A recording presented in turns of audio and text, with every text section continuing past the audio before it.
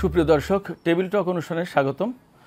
আপনাদের সবাইকে আজকে যে বিষয়টি নিয়ে আলোচনা শোনাবো বা আমাদের সাথে আলোচনায় যোগ দেবেন, যে বিষয়টি নিয়ে আমাদের তিনজন অতিথি রয়েছেন, তারা যে বিষয়টি নিয়ে আলোচনা করবেন সেটি হচ্ছে সংস্কার প্রতিবেদনের পরই নির্বাচন। এই বিষয়ে আলোচনার জন্য আমাদের সাথে স্টুডিওতে উপস্থিত রয়েছেন আলহাজ ভিপি ইব্রাহিম, মাঝখানে রয়েছেন সহসভাপতি বাংলাদেশ জাতীয়তাবাদী কৃষক দল, সাথে রয়েছেন ব্যারিস্টার শাহিদুল আজম, সাংগঠনিক সম্পাদক এনডিএম। এরপরে আমার একেবারে ডান পাশে রয়েছেন শরীফুজ্জামান শরীফ, সাবেক সভাপতি ছাত্র ইউনিয়ন। তো দর্শক, আমরা চলে যাচ্ছি আলোচনায়। যেমনটি আমি শুরুতেই বলছিলাম, আমি প্রথমে আলহাজ ভিপি ইব্রাহিমকে দিয়ে শুরু করতে চাই যে আজকেই প্রধান উপদেষ্টার প্রেস উইং থেকে শফিকুল আলম তিনি সংবাদ সম্মেলন করে বলেছেন যে নির্বাচন সংস্কার প্রতিবেদনের পর। এখন মূল প্রশ্ন হচ্ছে যে সংস্কার কমিশন অনেকগুলো গঠন হয়েছে এবং সবগুলো সংস্কারের কমিটির কিন্তু প্রতিবেদন এখন আসেনি। আমরা যতদূর জানি যে 4টা কমিশনের প্রতিবেদন জমা হয়েছে। তো এই যে সংস্কার প্রতিবেদনের পরই নির্বাচন, এই কথাটুকুকে আপনি কিভাবে দেখছেন, কি বুঝছেন? ধন্যবাদ সুপ্রিয় সঞ্চালক, সহ আলোচক বৃন্দ, শুভেচ্ছা অভিনন্দন আপনারা যারা শুনছেন। আসলে সংস্কার এবং নির্বাচন এই দুইটি মানুষের প্রতিটি মানুষেরই দাবি, কিন্তু গত জুলাই আন্দোলনের পরে প্রায় 6 মাস অতিবাহিত হতে যাচ্ছে। এতে করে এখন সংস্কার এবং নির্বাচন দুইটি শব্দের মধ্যেই কেমন যেন একটা সন্দেহের আভাস পাওয়া যায়, অথবা বলা যেতে পারে যে সংস্কার এবং নির্বাচন একটি সাংঘর্ষিক পর্যায়ে গিয়ে দাঁড়িয়েছে। সংস্কারের কথা বললে মনে হয় বা জনগণ মনে করে এরা বোধহয় নির্বাচন দিবে না, আর নির্বাচনের কথা বললে মনে হয় জনগণ মনে করে যে এরা বোধহয় সংস্কার চায় না। আসলে একটি যৌক্তিক সময়ে একটি যৌক্তিক সংস্কার বলতে আমি যেটা বোঝাতে চাচ্ছি সেটা হচ্ছে নির্বাচন সংক্রান্ত।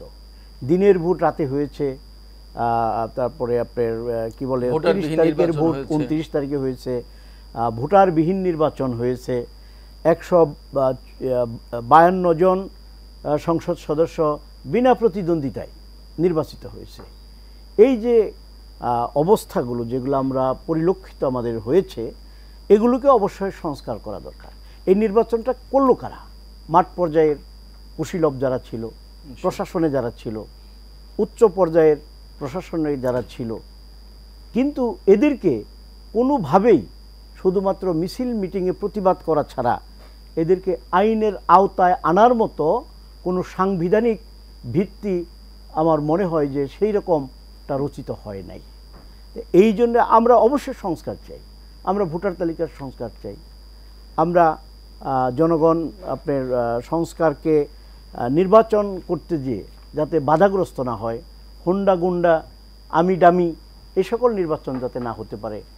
ভালো প্রার্থীরা, যে সকল প্রার্থী, যেমন গত সংসদে দিলীপ বড়ুয়া আওয়ামী লীগের মন্ত্রী ছিলেন, তিনি কিন্তু বলেছিলেন যে এই সংসদের 80% সংসদ সদস্যরা চোরাচালানের সাথে জড়িত।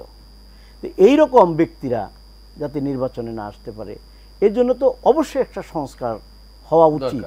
কিন্তু জনগণের প্রশ্ন এখন 6 মাসের সংস্কারের গতি কতটুকু বা কোন সংস্কারটা হয়েছে। আজকে সংকট যেখানে সমাধান করবার জন্য আন্দোলনের পর একটি অন্তর্বর্তীকালীন সরকার গঠিত হলো, এখানে এখনও দ্রব্যমূল্য মানে ধরাছোঁয়ার ঊর্ধ্বগতি এমন অবস্থা, না বিশ্বাস উঠেছে। কিছুটা কমেছে তো, না কিছুটা কমেছে, কিন্তু যখন আপনার দ্রব্যমূল্যের ঊর্ধ্বগতি কমানোর জন্য বা সহনীয় পর্যায়ে আনবার জন্য যে পদক্ষেপগুলো নেওয়া দরকার, এটা সিজনের কারণে হয়েছে, উৎপাদন বেশি হয়েছে, এই জন্যে যে সকল পদক্ষেপ নেওয়া দরকার সেই সকল পদক্ষেপ কিন্তু নেওয়া হয়নি, এখনও কিন্তু সিন্ডিকেট ভাঙেনি। আর আমরা কি দেখলাম, প্রতি বছর স্বাধীনতার পর আমার যতদূর মনে পড়ে, প্রতি বছর বাজেটের সাথে আপনার কর আরও বৃদ্ধি করা হয়। 2012 সালের 2-48 অনুচ্ছেদে যেটা ছিল সেইভাবে, কিন্তু এখন এই বছর কিন্তু মাঝামাঝি সময়ে এসে 2025 অধ্যাদেশ নামে একটি অধ্যাদেশ জারি করে কিন্তু কর বাড়ানো হয়েছে। তো এখন এগুলো কোথায় গিয়ে পড়বে? জি, আপনি চমৎকার বলছেন। এগুলো তো আপনার এই আমার কৃষক ভাইদের, যদিও বাণিজ্য উপদেষ্টা বলেছেন যে এগুলো, বাণিজ্য অর্থ উপদেষ্টা বলেছেন যে এগুলো মানে কি বলে যে উৎপাদনকারীদের পড়বে না। এটা একটা হাস্যকর কথা। ক্রেতা কোনো কিছু উৎপাদন যে করব সে তো হাওয়ার থেকে করবে না, তারও তো বিভিন্ন পণ্য কিনে, বীজ কিনে, মশলা কিনে তারপরে তো উৎপাদন করতে হবে। উৎপাদন খরচ বাড়বে এই সকল কারণে। অর্থাৎ একটা জায়গায় যদি কর আরোপ করা হয় তার প্রভাব তো সমস্ত চেইন সিস্টেম, সমস্ত সবকিছুর উপরেই পড়ে। এক্স্যাক্টলি, আমি সেটাই বোঝাতে চেয়েছি। তো আমরা মনে করি যে আরো অনেক ভেবেচিন্তে পদক্ষেপ নেওয়া দরকার। এবং এদেশের মানুষ 17 বছর আন্দোলন কিন্তু ছিল, দাবি কিন্তু ছিল একটাই, আর নিজের ভোট নিজে দিব, জনগণের ভোটাধিকার ফেরত দেওয়াই কিন্তু আন্দোলনের মূল উদ্দেশ্য। সুতরাং এটাকেও পাশ কাটানোর কোনো সুযোগ নাই। জি, ধন্যবাদ। অনেক ধন্যবাদ আলহাজ ভিপি ইব্রাহিম, চমৎকার বলছিলেন। আমি একটু আসছি একেবারে কাছের ব্যক্তি আমার শরীফ ভাইয়ের কাছে। শরীফ ভাই, আমি আপনাকে যে কথাটা আপনার কাছে জানতে চাই সেটা হচ্ছে যে এই যে সংস্কার প্রতিবেদনের পরই নির্বাচন, এই কথার ভিতরে কি আপনি অনেক বেশি দূরবর্তী কোনো সংকেত দেখতে পান, কোনো কিছু পান, এরকম কোনো কিছু মনে হচ্ছে কিনা? এক, দুই হচ্ছে যে ভিপি ইব্রাহিম যেমনটি বলছিলেন যে সবচেয়ে বড় সংস্কার যেটা করা দরকার ছিল সেটা হচ্ছে যে দিনের ভোট রাতে যাতে না হয়, মানুষের ভোটাধিকার ফিরে আসে, এইটুকু সংস্কার করেই কি নির্বাচনে যাওয়া সম্ভব? আপনার কি দৃষ্টিভঙ্গি? আমার প্রশ্ন ছিল দুইটা। আপনাকে ধন্যবাদ, দর্শক শ্রোতাদেরকে ধন্যবাদ, আমার সাথের দুই আলোচকের শুভেচ্ছা। আমি এখানে ঢোকার আগে অনলাইনে একটা নিউজ দেখলাম যে আমাদের প্রধান উপদেষ্টা তিনি বলেছেন যে দেশের মিডিয়া অবারিত স্বাধীনতা ভোগ করছে। যদি সেটি করে থাকে তাহলে তার প্রেক্ষিতে আমি দুই একটি কথা বলবো। প্রথম জায়গাটা হলো যে আপনি যেটি জিজ্ঞেস করেছেন, প্রধান উপদেষ্টার প্রেস উইং যে বক্তব্যটা দিয়েছে সংস্কার শেষে নির্বাচন, আমার প্রশ্ন হচ্ছে এই বক্তব্যটা প্রেস উইংয়ের দেওয়ার কথা না। কবে নির্বাচন হবে এটি নির্ধারণ করবে নির্বাচন কমিশন। না, প্রেস উইং তো সরকার। আমি আমার জায়গাটায় আসি। আমি ওই যে বলে নিলাম যে অবারিত স্বাধীনতা ভোগ করছে, ওই স্বাধীনতার সুফল থেকেই আমি এই কথাটা বলছি। এর আগে আপনি খেয়াল করেছেন যে আমাদের উপদেষ্টারা যখন নির্বাচন নিয়ে কথা বলেছে তখন এই প্রেস উইং প্রেস কনফারেন্স করে বলেছে কোনো উপদেষ্টার বক্তব্য দেওয়ার কোনো এখতিয়ার নেই এবং এটি বলবে প্রধান উপদেষ্টা।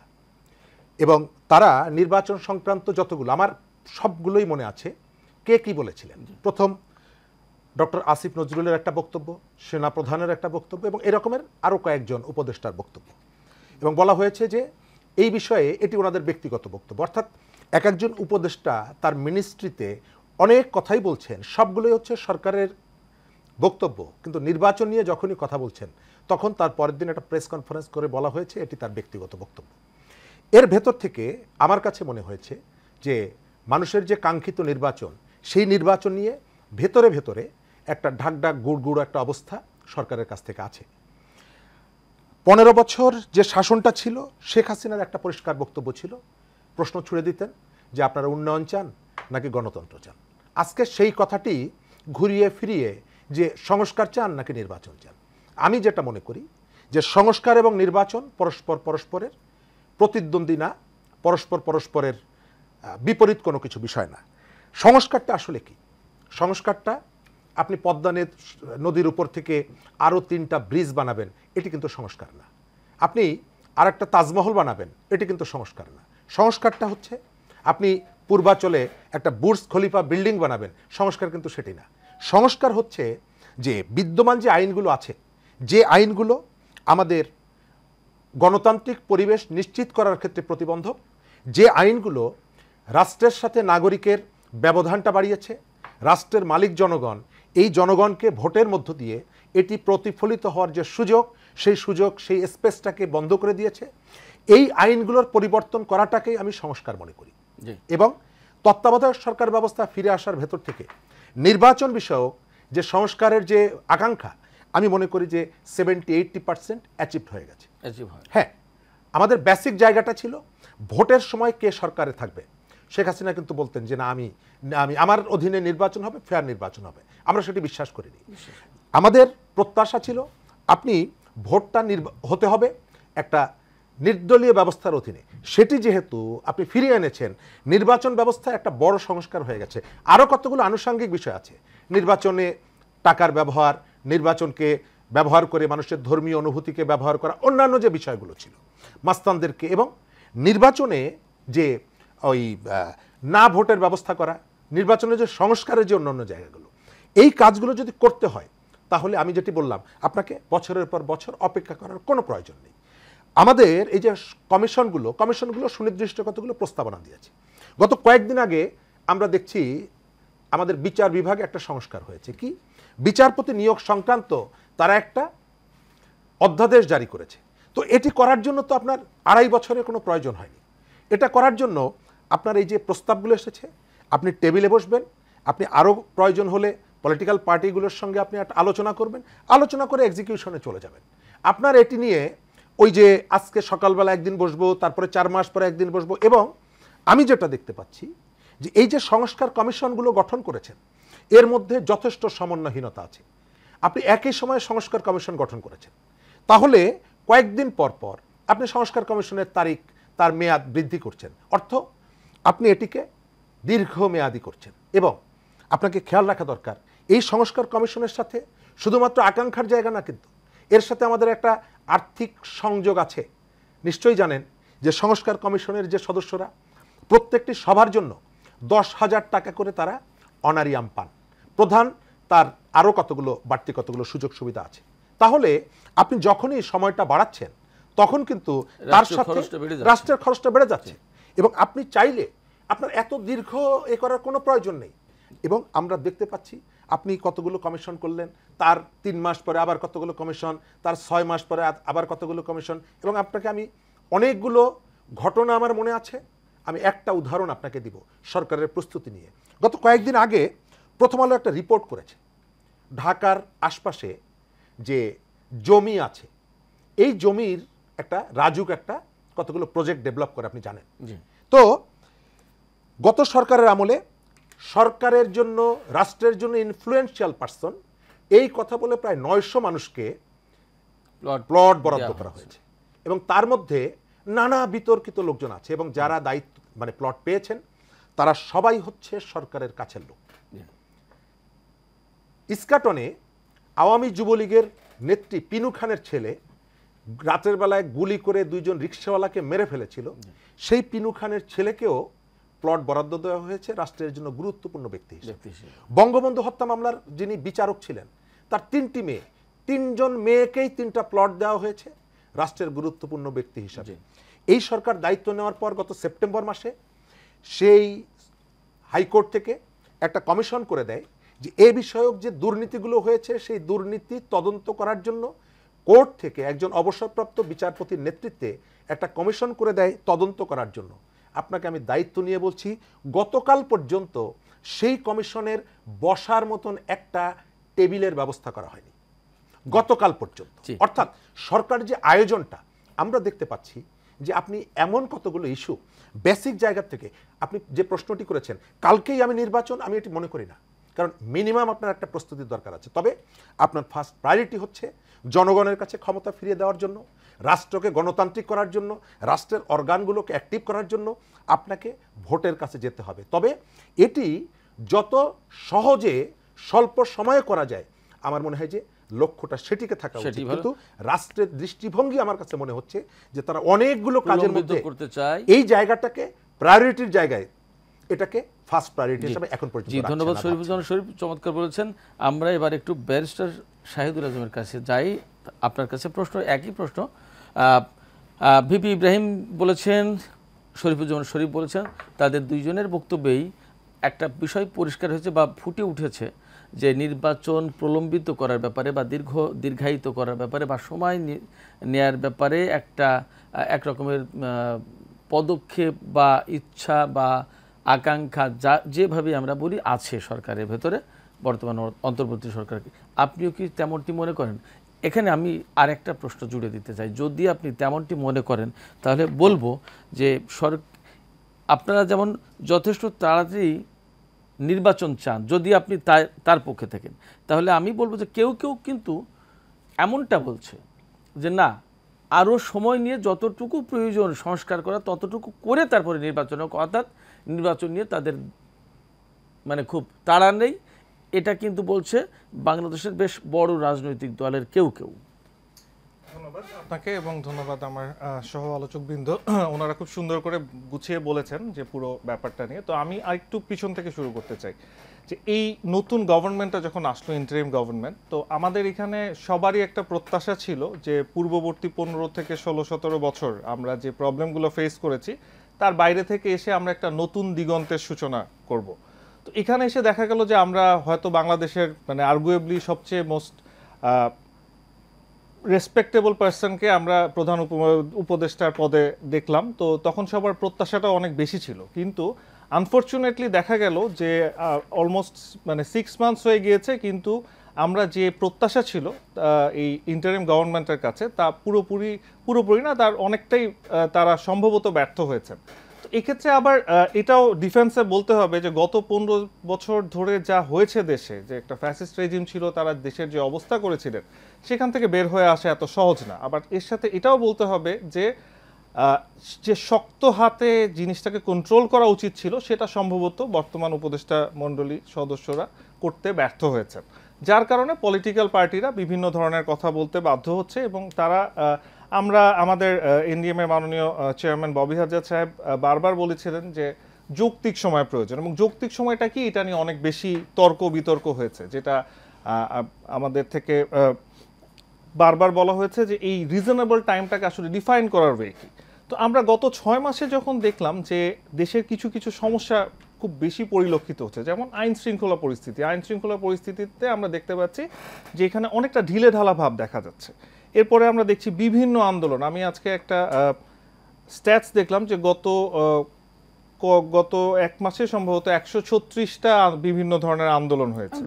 হ্যাঁ, সো তারপরে আমরা দেখলাম যে এই গত ফ্যাসিস্ট রেজিমের যারা সরাসরি অংশগ্রহণকারী ছিলেন এবং দোসর ছিলেন তারা বিভিন্নভাবে দেশ থেকে পালিয়ে যাচ্ছেন, তাদেরকে বিভিন্নভাবে সাপোর্ট করা হচ্ছে, বিভিন্ন পলিটিক্যাল পার্টি থেকেও সাপোর্ট করা হচ্ছে, এবং এক্ষেত্রে আইন শৃঙ্খলা রক্ষাকারী বাহিনী যথেষ্ট তাদের যে প্রভাব থাকা দরকার ছিল তা করতে সম্পূর্ণভাবে ব্যর্থ হয়েছে। এরপরে আমরা দেখেছিলাম যে দ্রব্যমূল্য কিছুটা স্থিতিশীল হলো, আবার যে কর আরোপ করা হলো সেখান থেকে কিছু কমানোও হলো, কিন্তু আলটিমেটলি দেখা যাচ্ছে যে মানুষের যে প্রত্যাশা ছিল সেটা পূরণ হয়নি।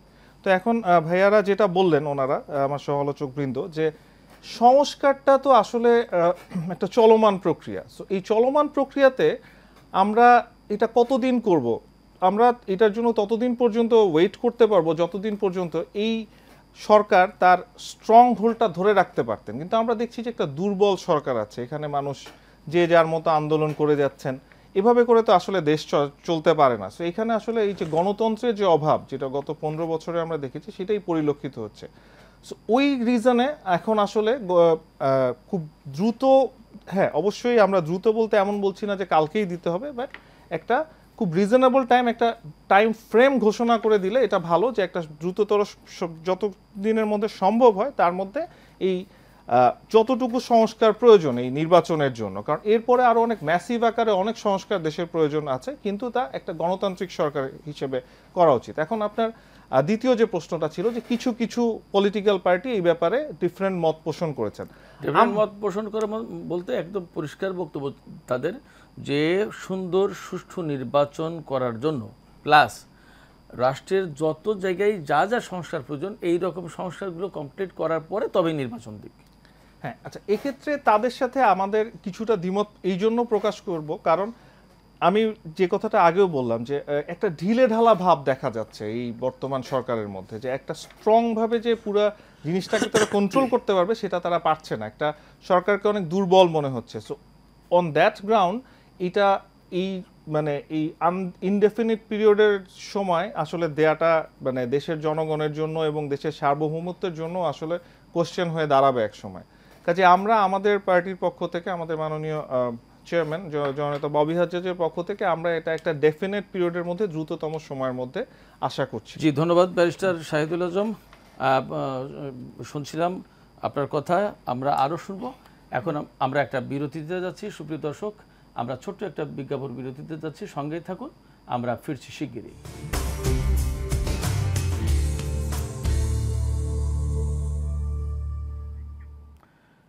দর্শক স্বাগত জানাচ্ছি আবারও। আপনারা দেখছেন টেবিল টক, কথা বলছি সংস্কার প্রতিবেদনের পরই নির্বাচন এ বিষয়ে।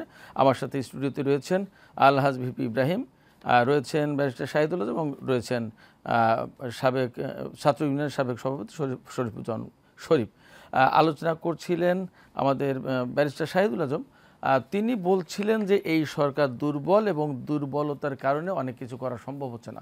আমি এবার প্রশ্ন করতে চাই এই বিষয়টি নিয়েই ভিপি ইব্রাহিমের কাছে, আপনিও কি এই সরকারকে দুর্বল মনে করেন কিনা, এটা হলো প্রথম প্রশ্ন। আর যদি দুর্বল মনে করেন এবং দুর্বল হওয়ার কারণে যদি আপনারা এই রকম চাপ সৃষ্টি করেন, যেমন আজকে বিএনপির সালাউদ্দিন আহমেদ তিনি কিন্তু বলেছেন যে এই সরকারকে সঠিক পথে আনার জন্য প্রয়োজনে আন্দোলনের প্রয়োজন হতে পারে, এটা কিন্তু একটা বড় মেসেজ।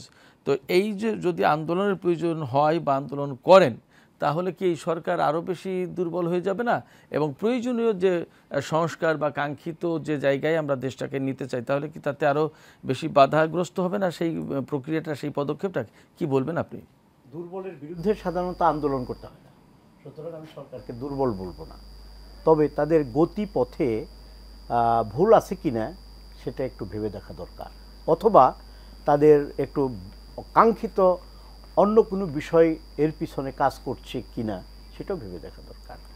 আজকে প্রশাসনের যে বিষয়টা আমরা যেটা লক্ষ্য করছি, দেখবেন যে প্রশাসন বিশেষ করে আমার পুলিশ ভাইরা সঠিক মতো দায়িত্ব পালন করছে কিনা এটা নিয়ে আমার একটু সন্দেহ আছে, এবং সন্দেহের পিছনে কারণও আছে।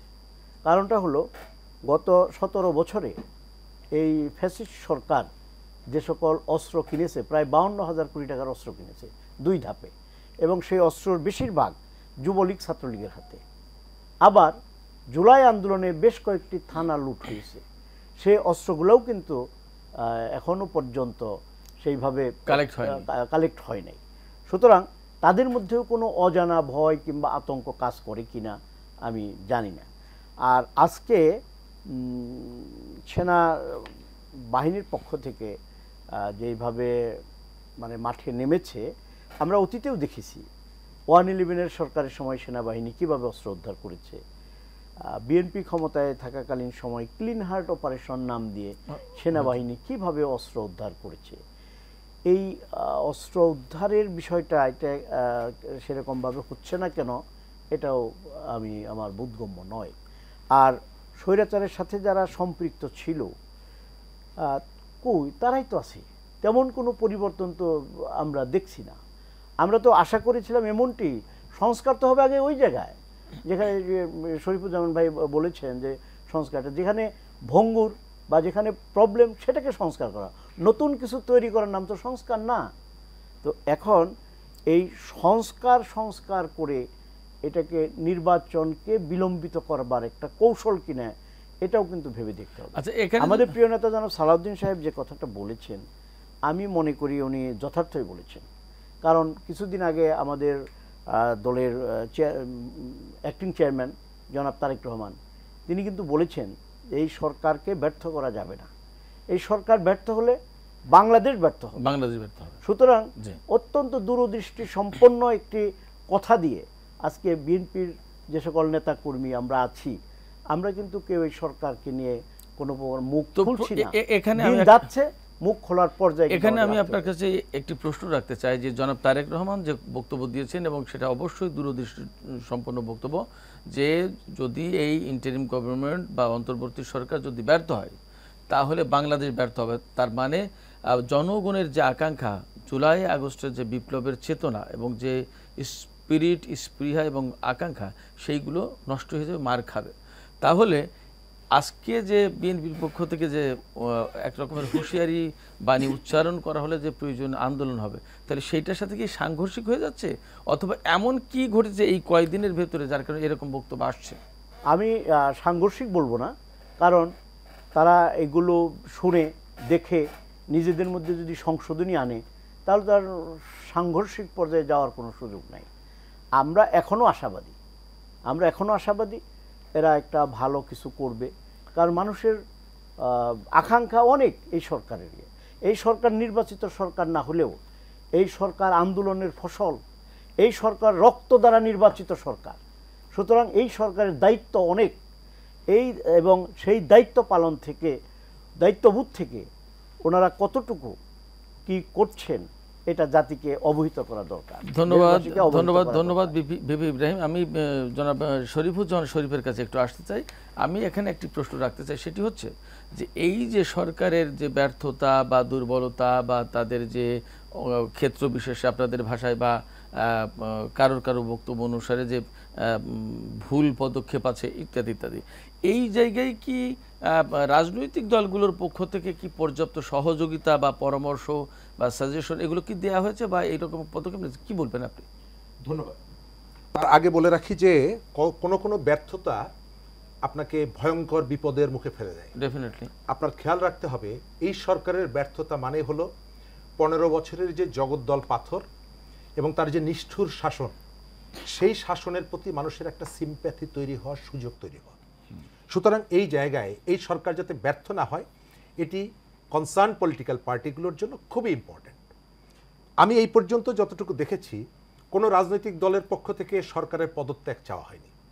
তারা বলছে যে এই সরকারকে আরও কিভাবে অ্যাক্টিভ করা যায়, এই সরকারকে কিভাবে প্রোঅ্যাক্টিভ করা যায়, তার জন্য তারা কতগুলো সাজেশন দিচ্ছে। এবং আজকে বিএনপির যে সংবাদ সালাউদ্দিন সাহেবের যে বক্তব্যটা আমি দেখেছি, তারা কিন্তু বলছে যে সরকারকে আরও অ্যাক্টিভ করার জন্য তারা সহযোগিতা করতে চায়। এই পর্যন্ত যতগুলো রাজনৈতিক দল তাদের সাথে কথা বলেছে প্রত্যেকেই কিন্তু বলেছে যে আপনাদেরকে আমরা সহযোগিতা করতে চাই। কিন্তু আপনি দেখতে পাচ্ছেন গতকালকে আজকে সকাল পর্যন্ত ট্রেন ধর্মঘট ছিল।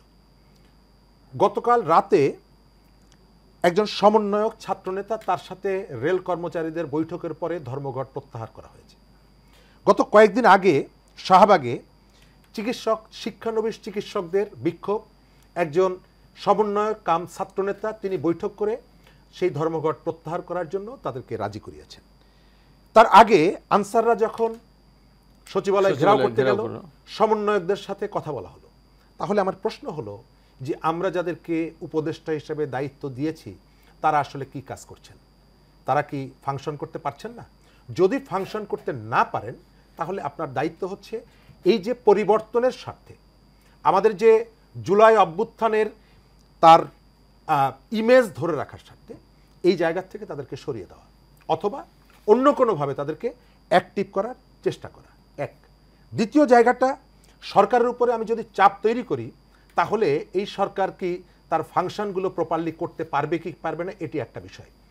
চাপ যদি আমি তৈরি না করি তাহলে প্রবলেমটা কিন্তু অন্যদিকে চলে যাবে। এই যে 100টি পণ্যের উপরে ভ্যাট আরোপ, এই পরে যে বিক্ষোভটা হলো, যে পাবলিক রিয়াকশনটা হলো, সরকার কিন্তু একটা পর্যায়ে যে কতগুলো পণ্য বা সেবার উপর থেকে ভ্যাটটা প্রত্যাহার করেছে। যদি মানুষ বা রাজনৈতিক দলগুলো এই রিয়াকশনটা না দেখাতো তাহলে কিন্তু সরকার এই জায়গা থেকে শিফট করতো না। এবং এখন পর্যন্ত গত কয়েকদিন আগে আমাদের জ্বালানি উপদেষ্টা তিনি কিন্তু বলছেন যে গ্যাসের দাম বাড়ানোর জন্য আমাদের উপরে চাপ আছে, কিন্তু পরিষ্কার করে তিনি বলছেন না কে চাপ দিচ্ছে তাকে। কোনো পলিটিক্যাল পার্টির থেকে কি বলা হয়েছে যে গ্যাসের দাম বাড়াতে হবে? পাবলিক বলেছে গ্যাসের দাম বাড়াতে হবে? আমি কোনো জায়গায় দেখি সাধারণত এইরকম ক্ষেত্রে চাপটা থাকে সাধারণত আমরা যা জানি বিশ্বব্যাংক, IMF, এই সমস্ত জায়গায়। তো সেই জায়গাটায় আপনি পলিটিক্যাল পার্টিগুলোর সঙ্গে আপনার যে ইন্টারাকশনটা থাকা দরকার ছিল, আমি দেখতে পাচ্ছি সেই ইন্টারাকশনটা নেই। আপনি পলিটিক্যাল পার্টিগুলোকে যে সিস্টেমে ডাকছেন, ওই যে রাস্তায় দাঁড় করিয়ে জিলাপি বিলি করার মতন, জুমার নামাজের পরে মসজিদের সামনে তোমাকে 2 খান তোমাকে 2 খান দিয়ে গেলাম। পলিটিক্যাল পার্টিগুলো আসেন আপনার সাথে 15 মিনিট, আপনি একটু ছোট পার্টি আপনার সাথে 7 মিনিট, লম্বা টাইম ধরে একদিনে 20টা পার্টির সাথে। এর ভেতর থেকে আমি মনে করছি যে কতগুলো কাজ আপনি করছেন জাস্ট রুটিন করতে হয় সেই কারণে, কিন্তু যে সিরিয়াসনেসটা থাকা দরকার, এর মধ্যে যে ইন্টারাকশনটা থাকা দরকার পলিটিক্যাল পার্টির সঙ্গে, যেহেতু আমি মনে করিয়ে দেই যে আপনার ব্যর্থতা মানে পাবলিকের শুধু ব্যর্থতা না, রাষ্ট্রের ব্যর্থতা না, ওই যে পরাজিত পলাতক শক্তির আবার এখানে রিএস্টাবলিশ হওয়ার একটা সম্ভাবনা থাকে। জি, ধন্যবাদ শরীফুজ্জামান। আমি এবার একটু আলোচনা করতে চাই, শুনতে চাই ব্যারিস্টার শাহিদুল আজমের কাছে আবারও। শরীফ ভাই বলছিলেন যে এই অন্তর্বর্তী সরকারের সাথে রাজনৈতিক দলগুলোর ইন্টারাকশনের একটা গ্যাপ আছে, অর্থাৎ যে রকমের ইন্টারাকশন, যে রকমের যোগাযোগ থাকার দরকার ছিল, সহযোগিতা সমন্বয় থাকা দরকার ছিল, সেইটা পুরোপুরি নেই, এটি একটা ব্যাপার। আর আপনি আপনার আলোচনার সময় বলেছিলেন যে পতিত স্বৈরাচার পতিত শাসক গোষ্ঠীর অনেক নেতা বা অনেক কর্মকর্তাকে দেশ ছাড়ার বিষয়ে সহযোগিতা করেছে বা এরকম একটা অভিযোগ ইঙ্গিত আপনি দিয়েছিলেন। তো সেই জায়গায় কি রাজনৈতিক দলগুলোর কোনো দায় ছিল বা দায় আছে? অভিযোগ কিন্তু রাজনৈতিক দলগুলোর বিরুদ্ধেও আছে যে কোনো জায়গায় রাজনৈতিক নেতারা সহযোগিতা করছে। কি বলবেন আপনি দুইটা বিষয়?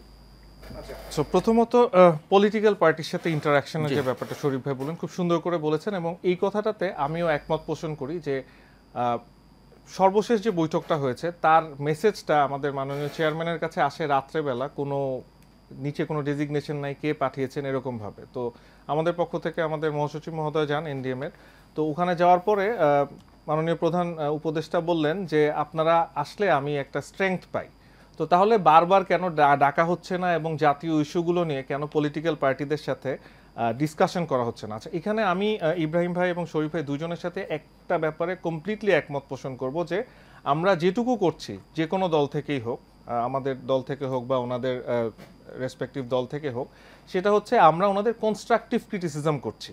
আমরা কিন্তু কখনোই এই সরকারের ব্যর্থতাকে বলছি না যে এর মানে এই যে বারবার এই যে পরাজিত ফ্যাসিস্টরা সুযোগ পেয়ে যাচ্ছে একটা কথা বলার যে আগেই তো ভালো ছিলাম। এই আগেই তো ভালো ছিলামের মানে এটা না যে এখনকার সরকারের ব্যর্থতা। তোমরা 15 বছরে যা করেছো তার জন্য এই সরকারের দুর্বলতাটা প্রকাশ পাচ্ছে, কারণ তারা সঠিকভাবে কাজ করতে পারছে না। তো এই ক্ষেত্রে এই সরকারকে আমরা কনস্ট্রাকটিভ ক্রিটিসিজম করে বা কিছুটা প্রেশার, পলিটিক্যাল প্রেশার ক্রিয়েট করে তাদেরকে আরও অ্যাক্টিভ রাখতে চাই, যেটা শরীফ ভাই বলেছেন, যেটা ইব্রাহিম ভাই বলেছেন, যে এটাকে এমনভাবে দেখার কোনো সুযোগ নাই যে আমরা তাদের বিপক্ষে। আমরা তাদেরকে অ্যাক্টিভ রাখার জন্য বারবার কনস্ট্রাকটিভ ক্রিটিসিজম করছি। জাতীয় ঐক্যটা কোথায়? আগে 7 মাস 8 মাস আগে একটা টক শোতে বসলে কথা বলতে ভয় পেতে হতো। আজকে কিন্তু আমরা তিনজন কাছাকাছি কথা বলছি, হয়তো আমাদের মতাদর্শ কিছুটা ভিন্ন, আমাদের ভিউ পয়েন্ট কিছুটা ভিন্ন। তো সেক্ষেত্রে ঐক্যমত আছে বলেই কিন্তু আমরা সরকারকে সফল করতে চাচ্ছি এবং সরকারকে সফল করার জন্যই তাদের দুর্বলতাগুলোকে যাতে তাদের স্ট্রেংথ হয়, সেক্ষেত্রে আমরা এই জন্য কিছুটা প্রেশার ক্রিয়েট করা আমি হয়তো বলতে চাইবো না, আমি বলতে চাই যেটা যে তাদের অ্যাক্টিভ রাখার জন্য যে ধরনের কনস্ট্রাকটিভ ক্রিটিসিজম করা সেইটা আমরা করছি। বাট একটা জিনিস বারবার বলে দিতে চাই যে এটার মানে এই না যে এদের থেকে পরাজিত ফ্যাসিস্ট শক্তি বেটার ছিল, সেটা কখনোই নয়। তারা আমাদের ইতিহাসে জঘন্যতম কাজ করেছেন। 3টা নির্বাচনে মানুষকে ভোট দিতে দেন নাই, যা খুশি করাপশন হয়েছে, সব মানুষকে গুম খুন হত্যা করেছেন। সো সেটার সাথে এটার কোনো সম্পর্ক নাই। এখন আমি একটু সেকেন্ড কোয়েশ্চেনে আসি যে এই যে পরাজিত শক্তির দোসরদের কে শেল্টার দেওয়া হচ্ছে, তাদেরকে দেশ ছাড়ার ব্যাপারে সহযোগিতা করা হচ্ছে এবং এক্ষেত্রে পলিটিক্যাল পার্টিদের উপর নজর আছে। তো এক্ষেত্রে আসলে সার্বিক দায়িত্বটা কিন্তু সরকারের। তারা যদি আইন শৃঙ্খলা বাহিনী পক্ষ থেকে সঠিক মানে আমি বলবো যে তারা তাদের কাজগুলো সঠিকভাবে করতে পারতেন, তাহলে কিন্তু এগুলো সম্ভব ছিল না। তো ইব্রাহিম ভাই যেটা একটু আগে বললেন যে আসলে তো কয়টা মানুষ চেঞ্জ হয়েছে, উপরের দিকে সেই এই ফ্যাসিবাদী শক্তির দোসররাই অনেকে বসে আছে।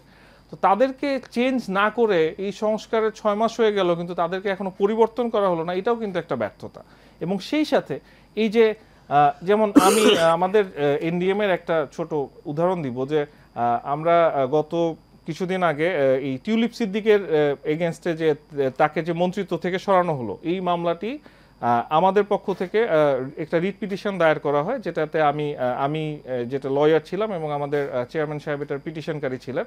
সো আমাদের মাননীয় চেয়ারম্যান ববি হাজার সাহেব এরপরে যখন এই মামলাটাতে রুল জারি করা হলো যে তাদের এগেনস্টে শেখ পরিবার এবং অন্যান্য দুদকের এগেনস্টে যখন রুল জারি করা হলো, তখন কিন্তু উনি এটা নিয়ে নিজে ব্রিটিশ মিডিয়ার সাথে যোগাযোগ করলেন, ব্রিটিশ মিডিয়াও আমাদের সাথে যোগাযোগ করলো এবং উনি নিজে এভিডেন্স দিলেন এবং এরপরে দেখেন কি দ্রুততার সাথে 7 দিনের মধ্যে টিউলিপ সিদ্দিকীকে পদত্যাগ করতে হলো। কিন্তু আজকে আমাদের দেশে আমরা জানি যে আওয়ামী ফ্যাসিস্টের লোকজন একটার পর একটা করাপশন করে চলেছে, তাদের ব্যাপারে আমরা সবকিছু জানি, সবকিছু হচ্ছে, কিন্তু তাদের কোনো পরিবর্তন নাই। তো সংস্কারের কথা যদি বলতে হয় তাহলে তো প্রথমেই লোকগুলোকে ধরা উচিত ছিল এবং তাদেরকে পরিবর্তন করা উচিত ছিল। জি, ধন্যবাদ ব্যারিস্টার শাহিদুল আজম, চমৎকার বলছিলেন। আমরা আপনার আলোচনা আরও পরে শুনবো আশা করছি। আমরা এবার একটা ছোট্ট বিরতিতে যাচ্ছি, আশা করি সঙ্গে থাকবেন দর্শক, খুব শিগগিরই ফিরছি।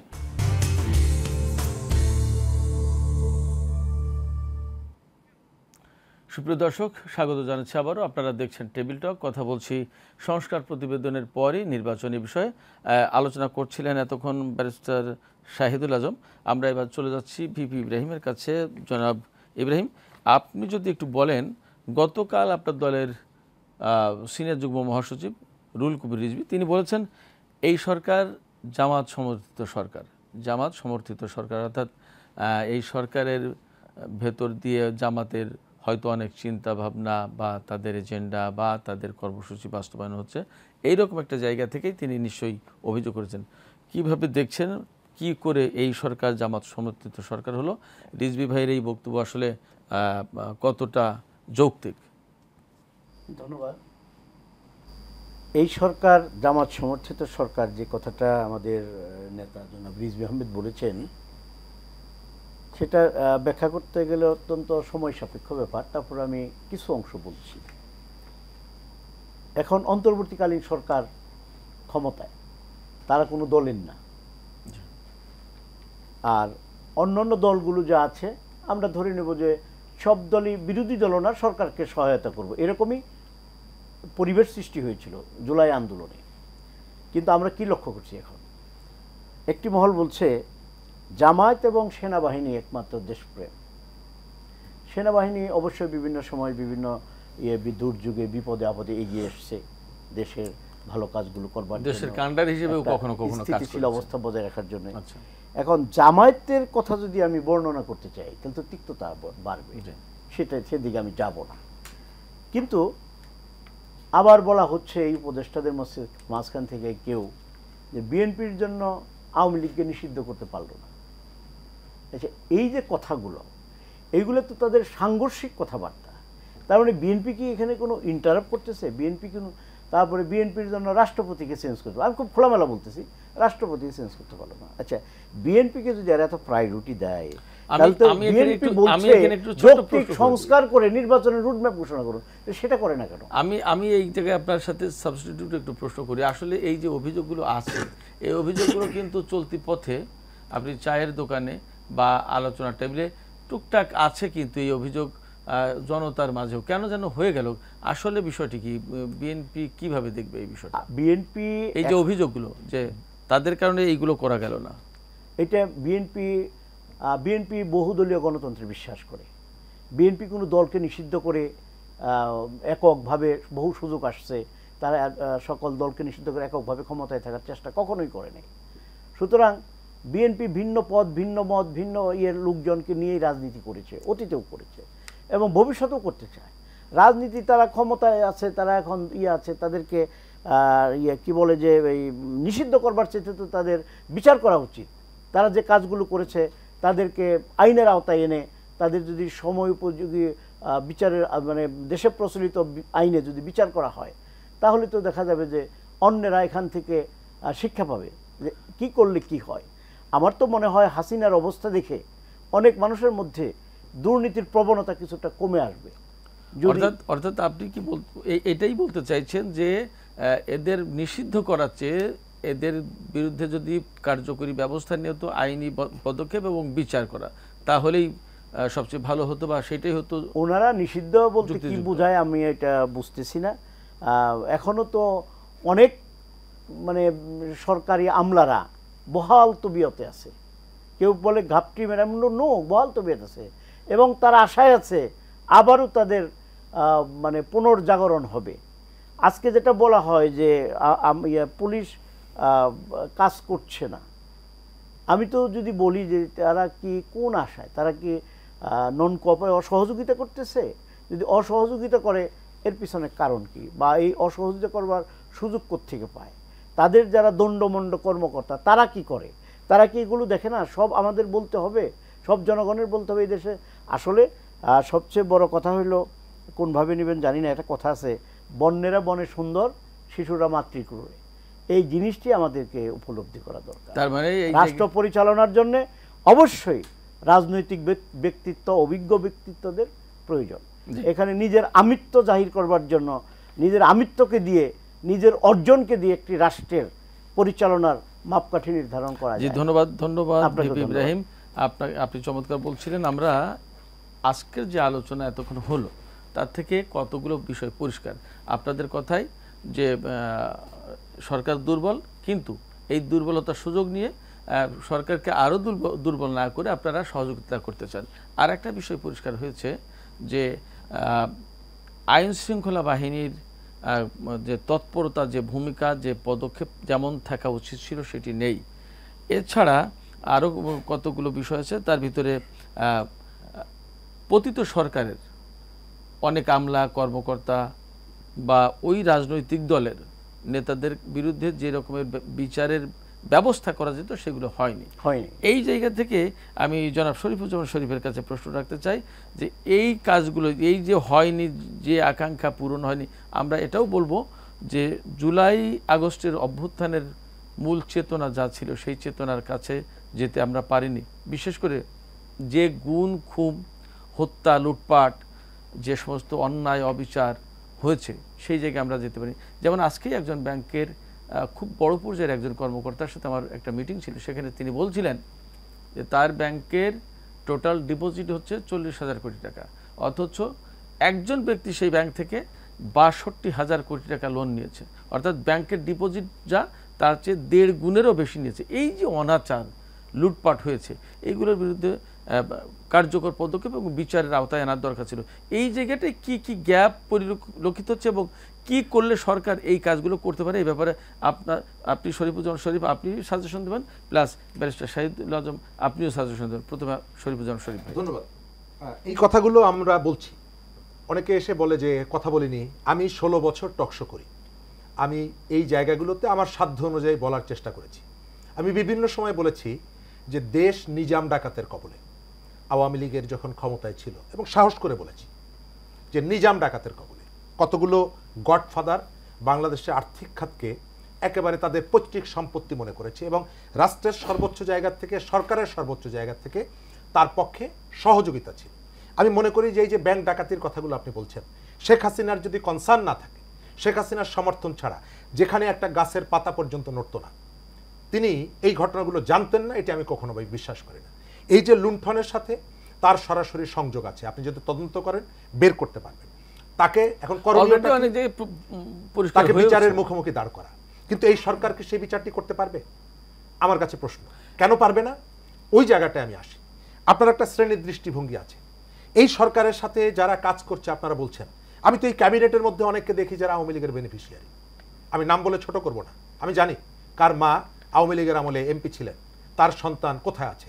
আমি জানি কারা 1/11-এর সময় বাংলাদেশের রাজনীতি থেকে আওয়ামী লীগ এবং বিএনপিকে মাইনাস করার জন্য যারা ভূমিকা রেখেছে, আমি তো এই সরকারের সাথে তাদেরকে দেখি, তাদের সাথে দহরম মহরম দেখি। নো পলিটিক্স এরকমের একটা কনসেপ্ট আমি তাদের মধ্যে দেখি। সুতরাং আপনি এর ভেতর থেকে এদের সঙ্গে ফাইট করতে হবে, আপনাকে ভেতর এবং বাহির দুই ধরনের যুদ্ধটা করতে হবে, কিন্তু সেই যুদ্ধ আমার এখানে আমি অনুপস্থিত নেই। শাহিদুল আজম আপনি যদি কিছু বলেন। আচ্ছা, আমি জাস্ট অন্য একটা অ্যাঙ্গেলে বলবো, সাজেশনের ব্যাপার ছিল। হ্যাঁ, আমি শুধু সাজেশনের ব্যাপারেই বলবো যে প্রথমত খুব বেশি দরকার হচ্ছে যে এই আমলাদের থেকে এবং টপ পজিশনে যারা আছে এখানে খুব দ্রুত আওয়ামী লীগের যারা ছিল, আওয়ামী ফ্যাসিবাদের সাথে জড়িত যারা ছিল, তাদেরকে খুব দ্রুত খুঁজে বের করুন, তাদেরকে বের করে দিন, তাদের এগেনস্টে লিগ্যাল অ্যাকশন নিন এবং তারা যত পালাতে না পারে তার ব্যবস্থা করুন। এর বাইরে কোনো সুযোগ নেই, বিকজ তারা যতদিন থাকবে তারা ততদিন এদেরকে শেল্টার দিয়ে যেতে থাকবে। এবং এর সাথে আমরা অন্যান্য বিরোধী দল যারা আছি, আমাদের প্রধান বিরোধী দল এবং অন্যান্য সকল বিরোধী দল, তাদেরকে এনশিওর করতে হবে যে তাদের নিচের দিকের অথবা মিড লেভেলের নেতাকর্মীরা যেন টাকার লোভে আওয়ামী লীগকে শেল্টার না দেয়। কারণ তারা যদি ফিরে আসে এটা সবার জন্যই ক্ষতিকর হবে এবং দেশের জন্য ক্ষতিকর হবে। দেশকে বাঁচাতে হলে ফ্যাসিবাদীদের থেকে আমাদের দূরত্ব করে এবং তাদেরকে ধরিয়ে দিয়ে সঠিক বিচার করে দেশকে এগিয়ে নিয়ে যেতে হবে।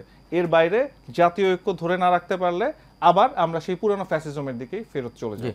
জনাব ভিপি ইব্রাহিম, আপনার যদি কোনো সাজেশন থাকে আমরা খুব অল্প সময় পাবো। আমার সাজেশনের পাশাপাশি শুরুতে একটা প্রশ্ন আছে, সেটা হলো যে শেখ হাসিনা পালিয়ে গেছে হেলিকপ্টারে, এটা আমরা সবাই দেখেছি, জেনেছি, বুঝতে পেরেছি। আমরা শুনেছি যে ক্যান্টনমেন্টে স্বয়ং বড় কর্তা বলেছেন যে 526 জন ক্যান্টনমেন্টের ভিতরে তাদের হেফাজতে আছে। আমি যদি প্রশ্ন করি সেই 526 জন এখন কোথায়, এই প্রশ্নের উত্তর যদি আমরা বের করতে পারি তাহলে সকল প্রশ্নের উত্তর পেয়ে যাব, সকল সমস্যার সমাধানও আমরা পেয়ে যাব। কিন্তু তারপরও আমার পরামর্শ হচ্ছে যে আমাদেরকে একটি দেশকে বাঁচিয়ে রাখতে হবে, এই দেশের স্বাধীনতা সার্বভৌমত্বকে রক্ষা করতে হবে, যতই আমরা বলি সেকেন্ড রিপাবলিক, এগুলো বলে মূল চেতনাকে নষ্ট করা যাবে না। অবশ্যই জুলাইয়ের এর প্রতি আমার যথাযথ সম্মান আছে, সম্মান থাকবে, কিন্তু আপনার স্বাধীনতা যুদ্ধকে, স্বাধীনতাকে বিকিয়ে দেওয়া যাবে না, ছোট করা যাবে না। ধন্যবাদ। তবে এই জন্য প্রয়োজন ঐক্যমত এবং ব্যক্তি স্বার্থের উঠে আমাদেরকে একটা জায়গায় একমত হতে হবে, সেটা হচ্ছে সরকারের মাধ্যমে একটি অবাধ সুষ্ঠু নির্বাচনের পরিবেশ সৃষ্টি করে নির্বাচন করা, জনগণের ভোটের অধিকার ফিরিয়ে দেওয়া, তাদের ভোটে যারা নির্বাচিত হবে তারাই আগামী দিনে যত প্রকার সংস্কার করবে। ওনারা যত সংস্কারই করুক, এই সংস্কার যদি অনুমোদন না হয়, অনুমোদিত না হয়, তাহলে সেটা আলুর মুখ দেখবে না। সুতরাং পার্টির যতগুলো সম্ভব পার্টির কনসার্ন নিয়েই এগুলো করা উচিত। ধন্যবাদ। ধন্যবাদ আপনাদের সবাইকে। দর্শক, আমরা এতক্ষণ টেবিল টকে যে বিষয়টি নিয়ে আলোচনা করছিলাম সেটি হচ্ছে যে সংস্কারের পর, সংস্কার কমিশনের রিপোর্টের পর নির্বাচন, কিন্তু সেখানে কথা থেকে যাচ্ছে যে কতটা সংস্কার হলে নির্বাচন হবে। এই নিয়ে রাজনৈতিক দলগুলোর সাথে, সংস্কারের প্রক্রিয়ার সাথে জড়িত যারা, তাদের সাথে একটা দূরত্ব তৈরি হয়েছে এবং এই দূরত্বটা হয়তো বাংলাদেশের জন্য ভালো হবে না। সেক্ষেত্রে আমাদের সবারই সাজেশন ছিল, আজকের এই আলোচনার মূল চেতনাও ছিল এটা, যে এই জায়গায় যে গ্যাপ তৈরি হয়েছে সেই গ্যাপ ক্রমেই কমে আসুক এবং বর্তমানে বাংলাদেশের রাজনৈতিক দলগুলোর সাথে অন্তর্বর্তী সরকারের একটি আরও কোঅপারেশন হোক এবং কোঅপারেশনের মাধ্যমে সঠিক সুন্দর নির্বাচন হোক, দেশ প্রকৃতপক্ষে গণতান্ত্রিক ধারায় এগিয়ে আসুক এবং দেশের সার্বিক উন্নয়ন হোক এবং কাঙ্ক্ষিত সংস্কারগুলোও চলমান থাকুক। দর্শক, আপনারা সবাই ভালো থাকবেন। আজকের আলোচনা এই পর্যন্তই, আবার দেখা হবে ইনশাল্লাহ আগামী অনুষ্ঠানে। ততক্ষণ পর্যন্ত সবাই ভালো থাকুন। খোদা হাফেজ।